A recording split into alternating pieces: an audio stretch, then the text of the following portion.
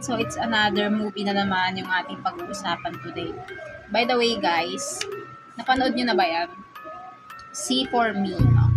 Ang ganda niyan, guys. And ang genre niyan is drama, thriller, and crime. By the way, guys, iikot ang story niyan sa isang babae na bulag kung saan in-invite siya na mag-sit ng isang pusa kasi yung may-ari is aalis at pupunta ng ibang bansa. So, fast forward, guys.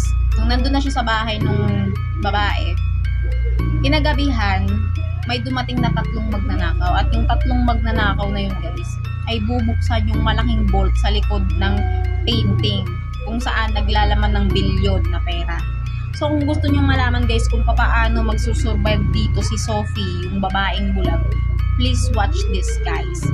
Lalo na kung mahilig kayo sa thrilling movie, guys, napakaganda nito.